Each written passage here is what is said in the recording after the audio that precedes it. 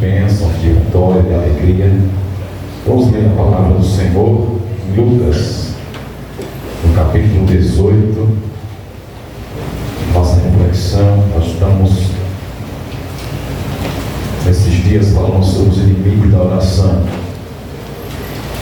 E nós vamos hoje falar mais um inimigo, que é as heresias. Heresias como inimiga da oração. Inimiga da oração, a heresia. Nós vamos estar baseado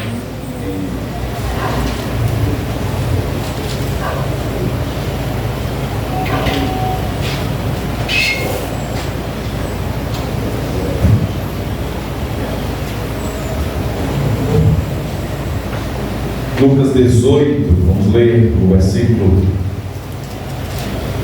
a parábola do publicano e do fariseu, versículo 9, queridos. Lucas 18, versículo 9. Baseado nesse texto, nós vamos falar sobre as heresias como inimiga da oração. Amém? Amém. Diz assim a palavra do Senhor. Propôs também esta parábola a alguns que confiavam em si mesmos, por se considerarem homens justos, desprezavam os outros.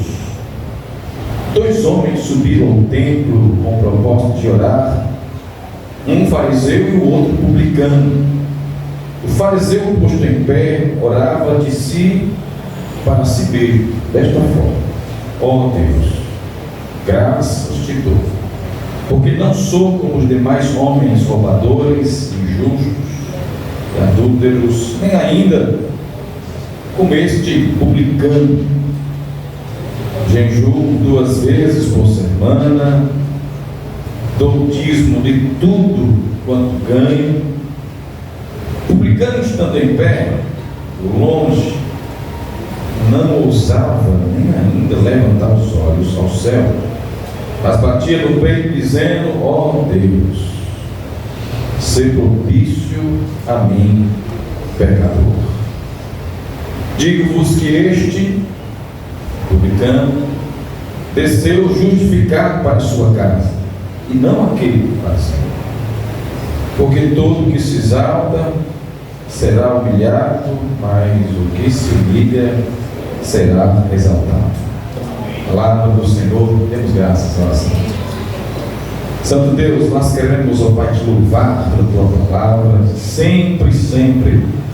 Tua palavra é fiel, abundante, forte, perfeita, sempre traz vida, sempre traz consolo, sempre traz graça, alerta, exaltação aos nossos corações. Pai, nós oramos nesta hora para que o teu Espírito Santo nos ajude a continuar aprendendo, a ser iluminado a respeito desse tema da oração. Que o Senhor nos ensine, que o Senhor nos desperte, que o Senhor lapide as nossas vidas, a fim de que nós possamos nos livrar de tudo que nos vem para impedir, ó Deus, de estarmos construindo contigo a vida de oração. Abençoa esta igreja que agora vai ter a responsabilidade de ouvir e viver. Abençoa o pregador, para que as minhas palavras, Senhor, sejam providas, direcionadas pelo Teu Espírito. Amém. Em nome de Jesus. Amém. Amém. Graças a Deus.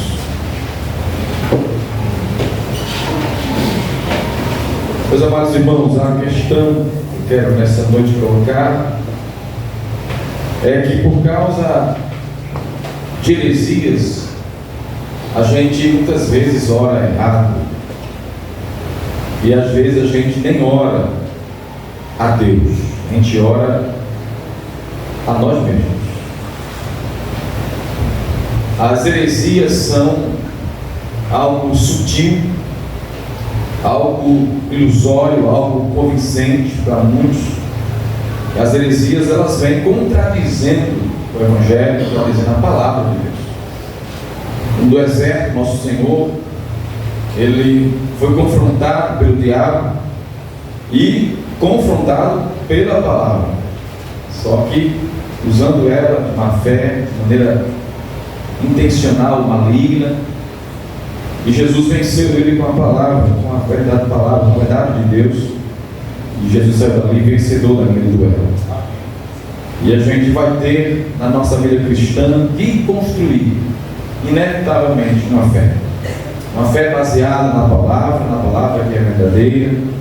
A gente somos pecadores, e essa é a tendência nossa mesmo, distorcer a palavra. Se a gente não for guiado pelo Espírito Santo, se a gente não tiver humildade para pedir a Deus graça diante de cada situação que a palavra nos ensina, nos quer proclamar, nós realmente cairemos em situações difíceis.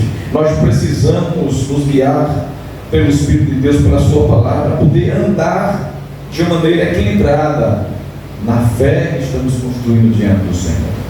Eu olho para esse texto e vejo um homem orando, e pela sua oração a gente conhece a sua teologia, a sua compreensão equivocada da palavra.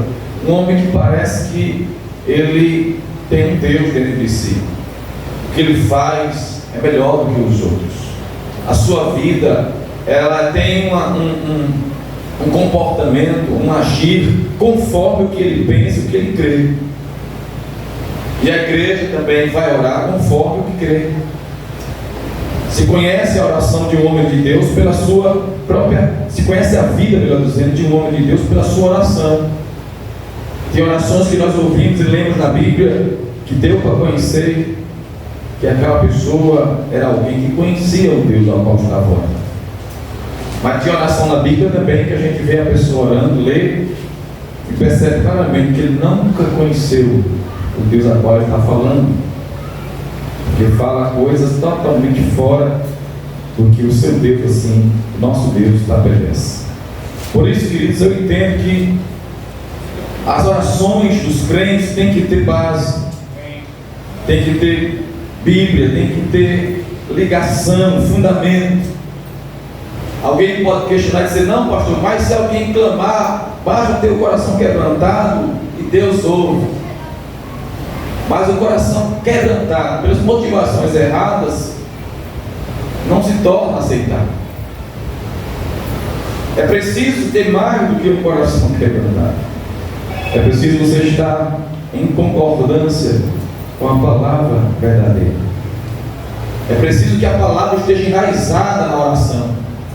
Se as nossas orações são soltas e livres de fundamento na palavra de Deus, independente disso, então essas orações, elas não têm como fim a glória de Deus, a palavra do Senhor, e a gente vai acabar orando a outra coisa, a outra pessoa, e não a Deus. Você vai ver aqui hoje comigo que esse homem é um homem que ele desce com o propósito de orar no templo. O templo era o lugar de oração, como até hoje é. Porém, esse homem desce para orar no templo, e a primeira coisa que a gente vê defeituosa na oração dele, não é nem na oração, é no que está posto em seu coração. O homem chega no templo e ele está ali na casa, no templo sagrado para orar. Desde o texto que está com propósito de orar. Era um fariseu. Fariseu era um partido religioso naquela época que ostentava a sua religiosidade, que gostava de ser visto pelos outros. Eles faziam de tudo, os fariseus, para serem vistos e serem reconhecidos pelas pessoas. E ele desce para o templo com o propósito de orar. Mas chegando lá, o versículo 11 nos informa, nas palavras do evangelista Lucas, dizendo que ele orava de si para si mesmo. Veja que ele não consegue nem orar a Deus. Ele não consegue projetar uma oração que vá a uma divindade maior. Ele está orando de si para si, no sentido de que as suas palavras não estão ali para falar com o Senhor. Ele está ali para colocar diante de Deus, de alguma forma, alguma coisa que ele tem, que ele acha que é muito digno de honra. Ele se sente muito louvável. Ele está com o peito inflado de orgulho pela rotina que ele tem religiosa, pelas idas ao templo, pelo jejum que ele pratica duas vezes por semana. Ele é um homem com uma vida aí a qual ele não consegue nem fazer uma oração. Ele está simplesmente orando a si mesmo. E isso decorre de quê? Decorre de compreensão errada da palavra de Deus. Isso decorre do indivíduo não conhecer a verdade. Por isso ele anda ainda cegamente em caminhos, em palavras, em ações que não tem nada a ver com Deus. Observe, meus irmãos, que este homem ora em pé. Na sinagoga, nos templos, antigamente, era realmente costumeiro se dobrar diante de Deus. As pessoas se ajoelhavam para falar com Deus. Mas ao contrário desse fariseu, ele está de pé, ora de maneira que todos vejam que ele está orando. Com certeza, o seu entendimento, a sua compreensão, a sua espiritualidade está infestada de contradições, de coisas discordantes. A palavra de Deus não está clara na mente deste homem. Ele continua iniciando sua oração, dando graças a Deus por três coisas. Ele aqui cita mais alguns adjetivos bem negativos, da qual ele dá graças a Deus, para a qual ele não nasceu. Dou graças a Deus porque não sou como demais homens roubadores, injustos, adúlteros. Ele coloca a sua oração dentro de uma escala moral muito elevada. Talvez essa seja um conteúdo muito ruim, muito imoral de uma oração, onde este homem ele está se colocando como alguém que está bem elevado. Ele vai olhar para um publicano que está um pouco lá atrás dele, na porta do templo, talvez, prostrado, com a face no chão. E ele conhece que ele é publicano pelas vestes que ele tem, por ele estar orando de maneira diferenciada. Ele está lá, talvez nos degraus da entrada do templo, não se acha nem digno de entrar. O texto nos diz que ele olha para aquele homem, aponta para ele e diz: Senhor, eu não sou como esses publicanos, eu não sou como esses homens que vivem roubando, adulterando.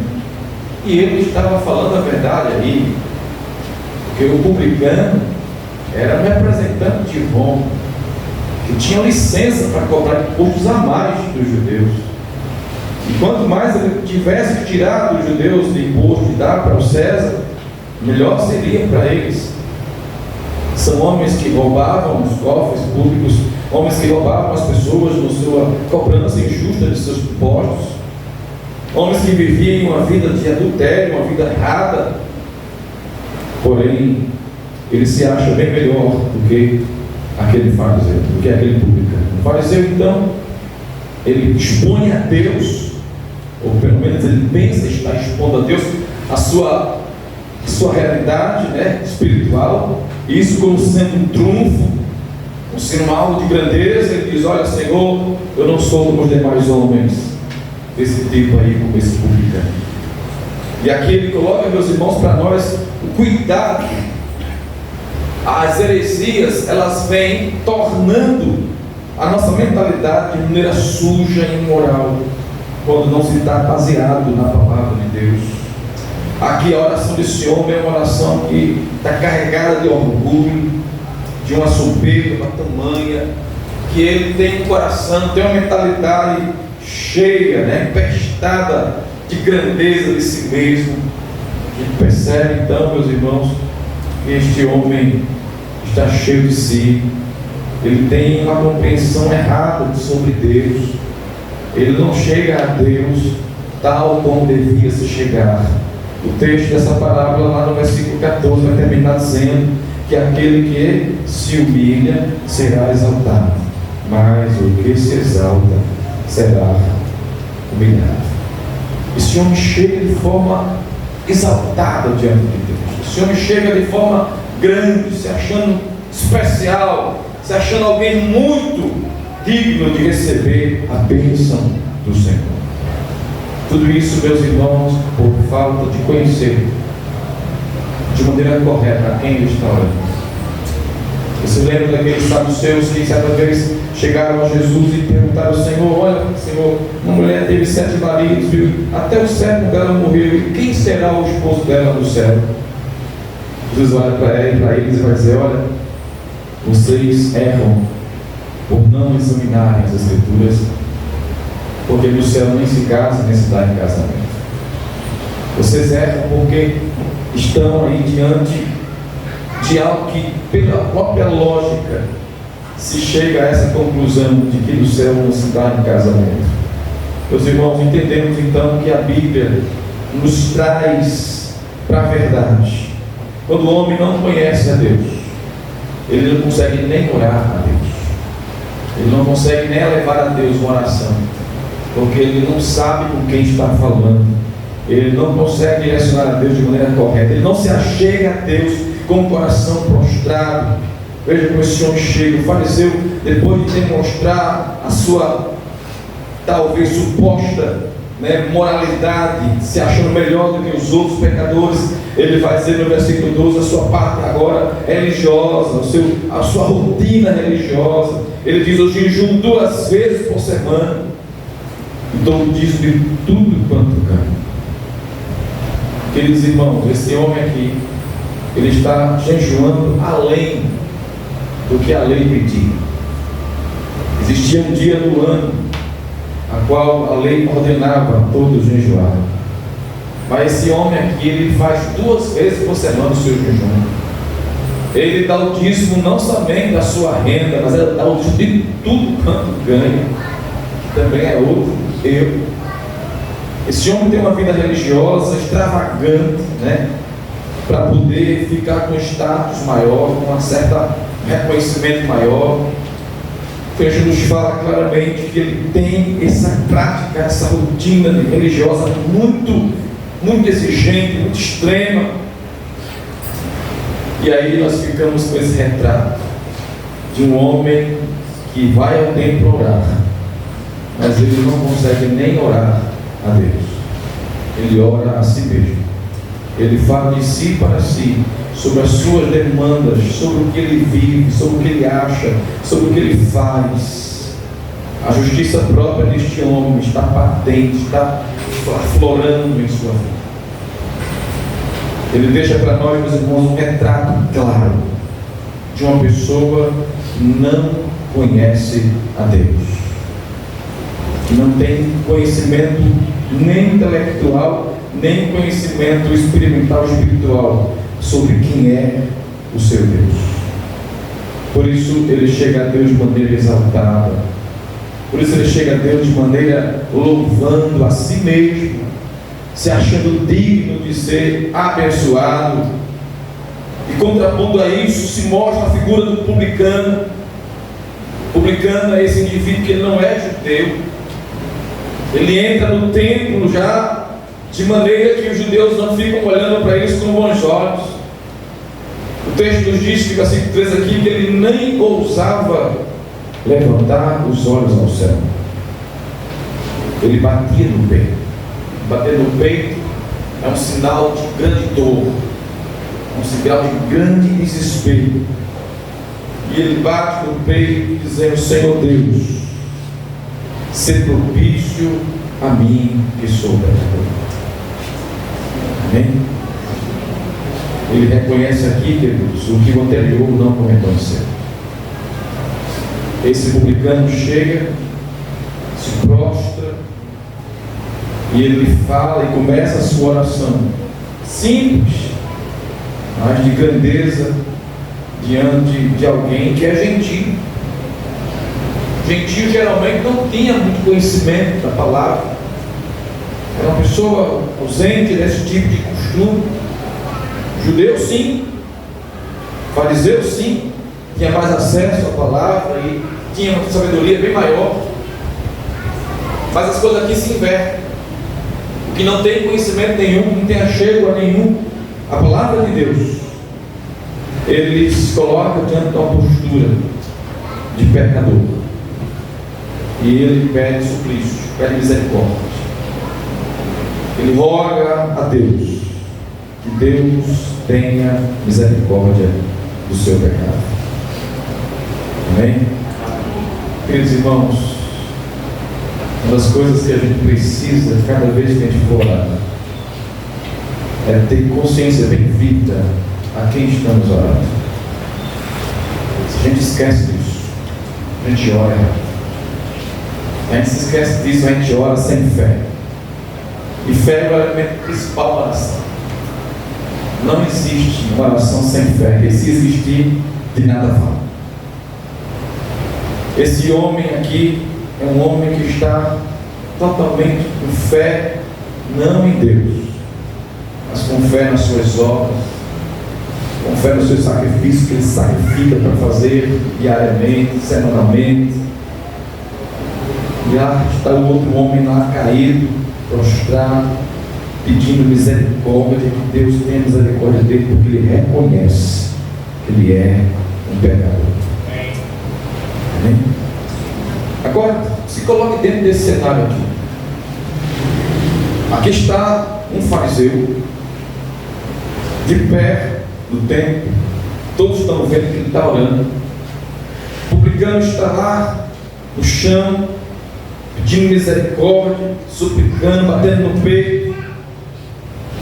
E Jesus está contando essa história para pessoas, lá no versículo 9 diz, que confiavam em si mesmo.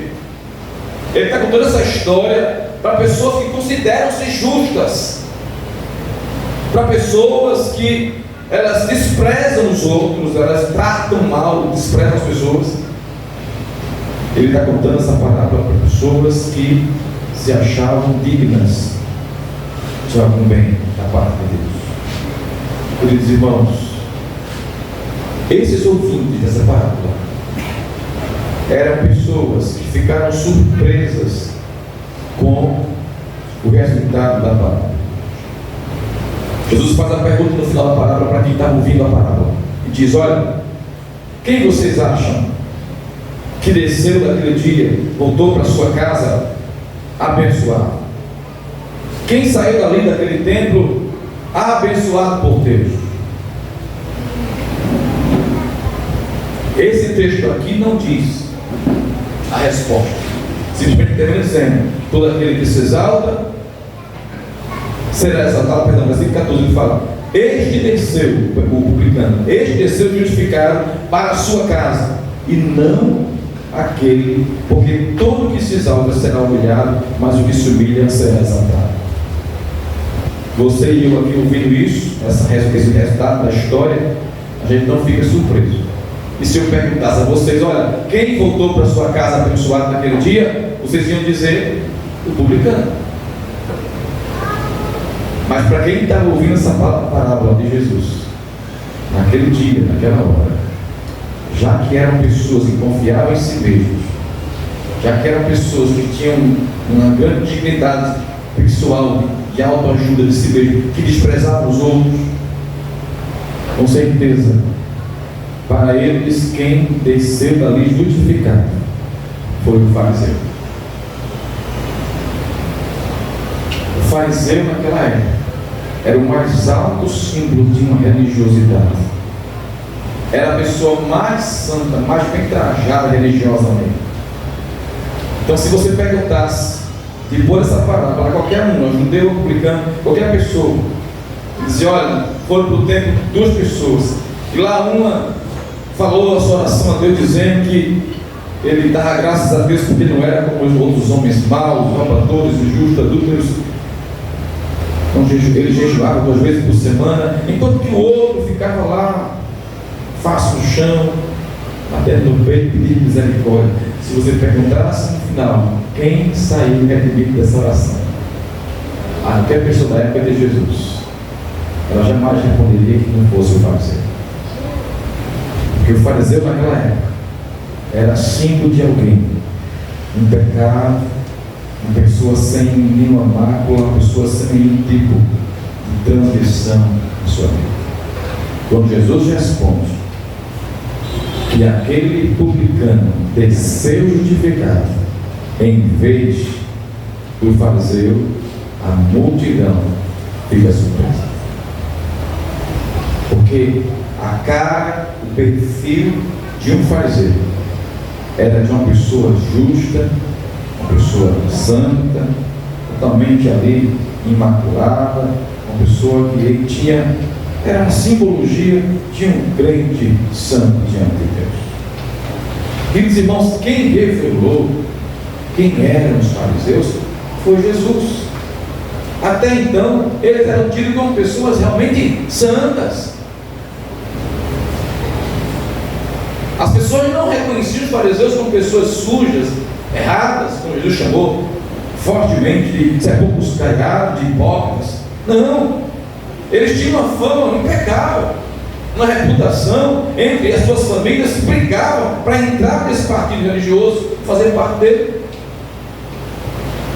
Jesus conta essa parábola e surpreende a todos, dizendo: olha, quem desceu e voltou para casa naquele dia justificado e abençoado foi o publicano. Isso surpreende e deixa as pessoas pasmadas, porque ninguém jamais esperaria que o publicano fosse voltar dali com a bênção do Senhor. Queridos irmãos, nós precisamos entender que Deus, Ele ocultou as grandes revelações da sua palavra aos grandes entendidos desta terra. Deus ocultou, diz a Bíblia. Foi Jesus que disse isso. E revelou as suas grandes revelações aos pequeninos. Ele revelou àqueles que são de menor grandeza. E colocou bem claro para aqueles que não são. O Senhor então veio, meus irmãos, para que nós pudéssemos hoje ter uma vida construída, baseada no que Ele fez. Quando nós agora já chegamos a Deus em oração, a primeira coisa que bate em nossa mente é que nós vamos falar com um ser muito poderoso, muito grande. Nós vamos falar com aquela pessoa mais importante. Deus, Ele é o mais importante. O fariseu, ele não enxerga Deus assim. É tanto que ele acha-se digno, ele acha que as suas obras, ele acha que o seu entendimento da lei está correto, e ele vai tentar fazer algo, mas ele não consegue fazer, ele não consegue orar. A sua grande heresia, a sua falta de entendimento da palavra o impede de estar diante de Deus, falando com esse Deus. Aqui, meus irmãos, eu entendo que nós precisamos muito atencionar para algumas coisas. Queridos, à medida que a gente vai orando, nós precisamos orar e buscar orar sempre segundo a vontade de Deus. Para você vencer heresias, para você vencer distorções da palavra, nós precisamos sempre buscar averiguar se aquilo que estamos orando, se aquilo que estamos vivendo está em concordância, em harmonia com a vontade do Senhor. Já que a vontade de Deus é a coisa mais preciosa que todos nós precisamos ter. Estando na vontade de Deus, nós estamos com a bênção do Senhor. Fora dela significa que nós estamos totalmente desconectados de Deus. Devemos orar segundo a vontade de Deus, buscar que a nossa oração se harmonize, se coadune com essa vontade, para que assim a gente não caia em ensinos, em caminhos estranhos. E mais que isso, a gente acaba pensando que está orando, mas não estamos orando a um Deus verdadeiro, a um Deus verdadeiro, a um Deus tão poderoso como o nosso. Portanto, devemos orar segundo a vontade de Deus. Eu sei que você tem desejos muito grandes, mas nós precisamos nos colocar tudo isso e fazer como nosso Senhor fez lá no Getsemane. Pai, seja feita a tua vontade e não a minha. Amém? Em segundo lugar, devemos orar segundo as promessas de Deus. Deus tem promessas, Deus tem coisas a cumprir em nossas vidas.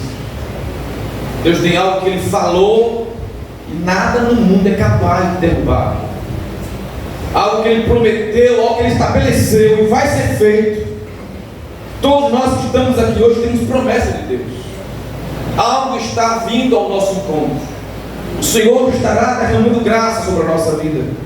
Porque quando oramos confiando nas promessas de Deus, inevitavelmente elas chegarão a nós. Que a oração tem resposta certa quando oramos segundo as promessas do Senhor. Se Deus prometeu, Ele é fiel para cumprir a sua palavra. Amém? Queridos, nós precisamos orar de acordo com as promessas de Deus e também orar segundo aquilo que glorifica o nosso Deus. Amém? Você que é crente, você que tem Jesus, você, pelo Espírito de Deus, vai perceber o que é que glorifica a Deus e o que é que não glorifica. O Espírito Santo vai ter a graça de te ensinar, de te dar sensibilidade para você entender e perceber o que é que glorifica a Deus, o que é que agrada a Deus, o que é que eu posso fazer, o que é que eu tenho feito que tem glorificado o Senhor. Aleluia. O Espírito Santo, Ele vai me dar olhos para eu ver também aquilo que não glorifica o Senhor. Nós precisamos orar, meus irmãos, e orar segundo aquilo que glorifica a Deus. Vamos ter muito desafio nesta vida para continuar fazendo aquilo que glorifica a Deus. Nós vamos ter muita dificuldade, queridos, para enfrentar, para continuar fazendo, e orando, vivendo uma vida de oração de forma que glorifique ao nosso Deus. Você e eu vamos encontrar barreiras, vamos encontrar muitas coisas que tentam nos ir por caminhos que talvez favoreçam você, que talvez seja para o seu engrandecimento, talvez seja para que você se melhore na vida. Mas diz Salomão que há caminhos para o homem que parecem serem bons, mas o seu fim é destruição. Queridos, eu preciso nesta noite dizer para vocês que a forma como a gente escuta o que a palavra nos diz é muito importante. A forma como vocês estão escutando agora a pregação é muito importante, porque Jesus nos alertou: cuidado com o que vocês vão ouvir e como vão ouvir. Porque você é como se estivesse comendo pelos ouvidos. Você vai comer, você vai mastigar, você vai refletir, você vai começar ali a assimilar tudo que está sendo ouvido e falado. Cuidado com o que você ouve, para que assim a sua alma não adoeça, para que a sua fé não empobreça e você não fique conturbado em situações bem conflitosas, bem dilemáticas. Nós precisamos dar muita atenção ao que ouvimos. Devemos ter muita atenção ao que ouvimos, porque as palavras entram em nossos ouvidos e elas vão direto para o nosso coração. E nós precisamos ter esse filtro, esse cuidado. Você lembra de Davi que ele dizia no Salmo 1: olha, eu leio a palavra de Deus, examino a palavra do Senhor de dia e de noite. Examinar justamente isso, você parar, refletir. Queridos, nós estamos num momento, num tempo que é gritante a necessidade de pensar. O pensamento hoje está ficando cada vez, menor. Você pega seu celular, começa a digitar um negócio, ele quer digitar por você, ele quer formar as palavras no seu lugar. Você vai tendo aí a tecnologia que vai expandindo, e quanto mais ela cresce, mais você precisa pensar. A gente não tem muita dificuldade mais não.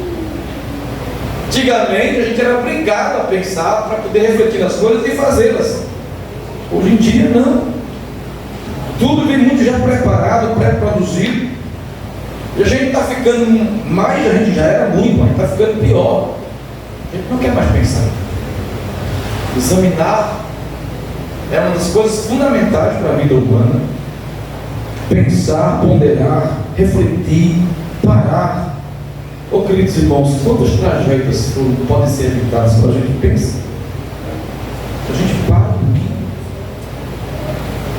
E nós estamos gritantemente nesse tempo de parar para examinar o que estamos ouvindo, porque o apóstolo Paulo adverte lá em 1 Coríntios 14, tem muitas vozes no mundo.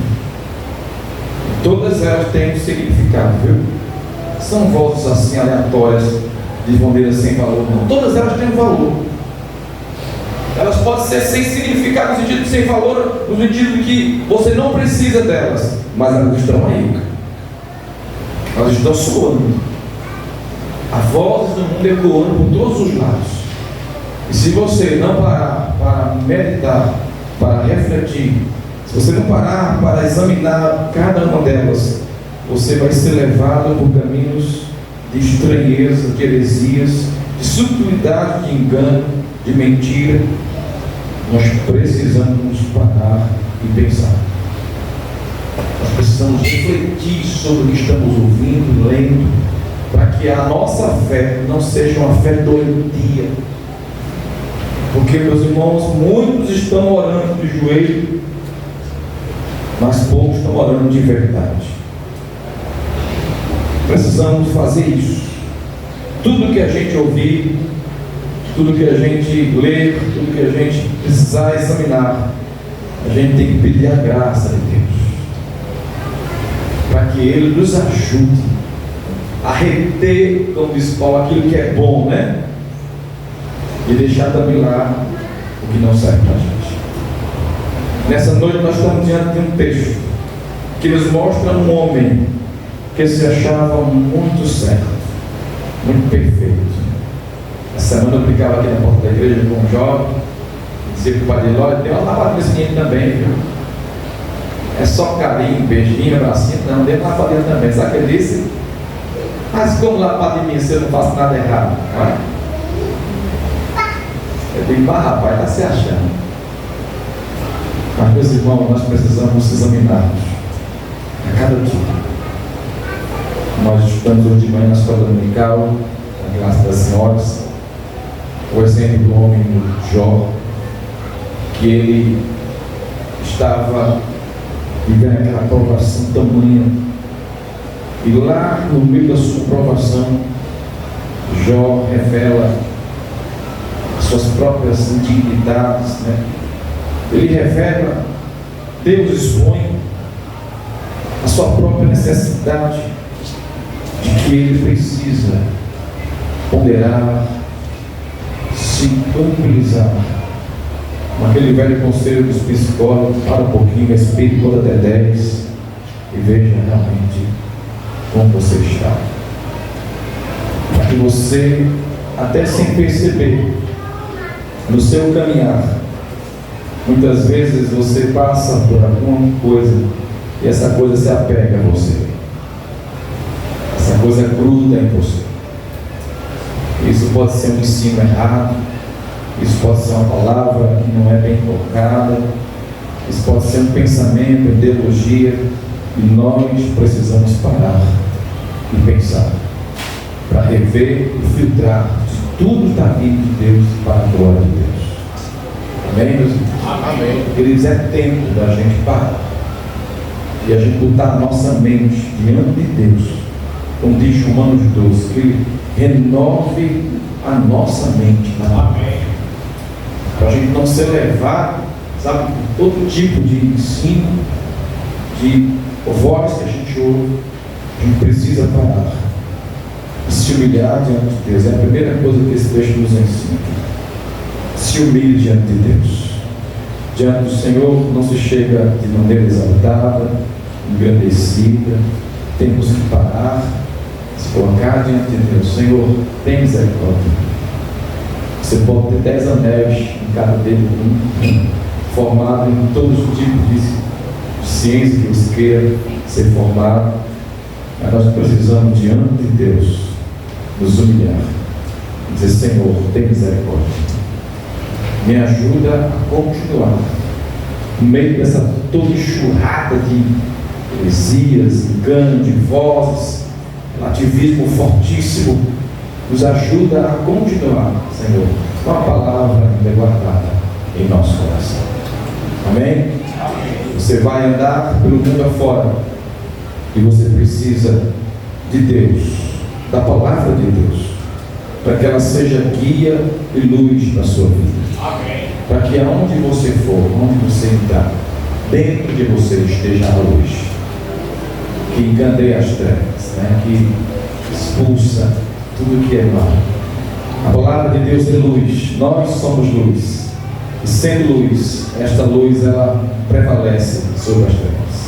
Disse Jesus: quem me segue não andará em trevas, mas verá a luz da vida. Aleluia. Que a palavra de Deus ressoe em nosso coração, meus irmãos, e a gente seja grato a Deus por termos essa luz iluminando a nossa mente, nos fazendo andar nos seus caminhos, nos fazendo ler a sua palavra e temer a ela, e respeitá-la, reverenciá-la, e viver na presença de Deus de maneira muito sensata e consciente, que estamos vivendo para um Deus, para a glória de um Deus muito grande e muito poderoso. Amém? Amém. E nosso coração se dilata diante de Deus. Diga: Senhor, me ajuda a cada dia olhar e olhar bem, examinar a tua palavra, e que os enganos, as heresias não sejam para nós, Senhor, nenhum tipo de algo que faça nos tropeçar, mas que elas sirvam para que nós possamos abrir mais ainda os nossos olhos e firmar-se na presença do Senhor. Amém? Em nome de Jesus, Deus abençoe em nome de Jesus. Vamos orar, Deus. Senhor, nosso Deus e Pai, pedimos em nome de Jesus que o Senhor ajude o teu povo a andar em caminhos direitos. Senhor, há muitos caminhos que são tortos, que são oferecidos para nós. Há muitas formas, Senhor, de sutileza, de heresias, querendo contaminar a nossa oração, nosso pensamento, nosso falar contigo, a nossa intimidade com o Senhor. Há muitas formas sutis, Senhor, de contaminar a mentalidade correta que temos de um Deus tão grande e poderoso.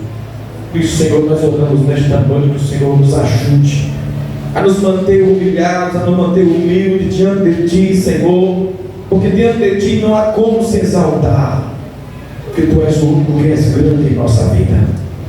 Nós oramos, Senhor, em nome de Jesus, pedimos que o Senhor nos ajude, ó Pai, a driblar as heresias que vêm contra nós, nos ajude a nos livrar de enganos sutis, de ensinos, Senhor, que o inimigo tem espalhado pelo mundo afora.